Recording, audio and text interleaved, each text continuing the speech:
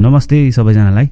आजको यो भिडियोमा स्वागत छ। आजको यो भिडियोमा चाहिँ म खास के कुरा गर्न आएको भन्देखि अहिले स्क्याम एकदमै बढिरहेछ, चाहे त्यो इन्डियाबाट होस् चाहे त्यो नेपालबाट होस्।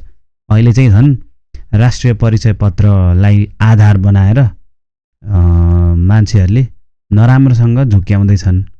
तपाईको राष्ट्रिय परिचय पत्र नम्बर दिनुस् अनि तपाईको मोबाइल नम्बरमा एउटा ओटिपी आउँछ।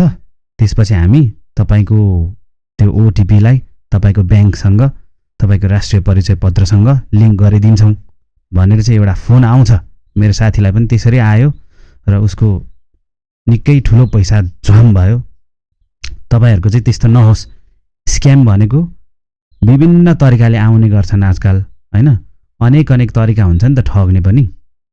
त्यो मध्ये एउटा नयाँ स्क्याम आएको छ। राष्ट्रिय परिचय पत्रलाई लिएर तपाईलाई कसैले ओटिपी माग्छ, तपाईको सिम कार्डमा ओटिपी आइराछ भनेदेखि नदिनु भनेर मैले कतिचोटि सतर्क गराइरा हुन्थे।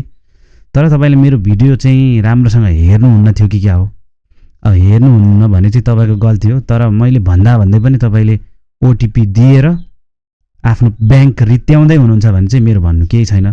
तर फेरि सुन्नुहोस्, अब यसरी आफूले आफूलाई रित्याउने काम नगर्नुस्।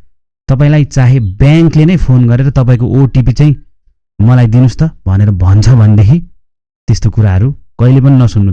बरु तपाई ब्याङ्क जानुस्, यहाँ ब्याङ्कबाट यस्तो खालको फोन आएको थियो, के हो भनेर ब्याङ्कमा थर्काउन सक्नुहुन्छ। ब्याङ्कको मान्छेले त्यस्तो गर्न त गर्दैन, कतिपय ब्याङ्कहरूले चाहिँ गरिराको भन्ने कुराहरू आछ। ब्याङ्कमा मजाले ब्याङ्कको कर्मचारीहरूसँग कुरा गर्नुस् है। तर जथाभावी मान्छेलाई ओटिपी दिने, राष्ट्रिय परिचय पत्रको नम्बर दिने यस्तो कामहरू चाहिँ आजदेखि बन्द गरिदिनुस्। मैले कतिचोटि सचेत गराइरा हुन्छु। मेरो भिडियोमा यस्तै खालको सचेतनामूलक पनि आउँछ। तर तपाईहरुले हेर्नुहुन्न क्या हो? भिडियो चाहिँ राम्रै बनाउँछ मोराले भनेर ट्याक्क लाइक गरेर स्क्रोल गरिहाल्न हतार हुन्छ होला। बरु म मन पर्दैन भने मलाई फेसबुकबाट अनफ्रेन्ड गर्नुस्, टिकटकमा अनफलो गरिदिनुहोस्, युट्युब च्यानलमा सब्स्क्राइब गर्नु भएको छ भने अनसब्स्क्राइब गर्नुहोस्। मलाई त्यसमा केही भन्नु छैन। तर तपाई आफू चाहिँ जोगिनुस् है।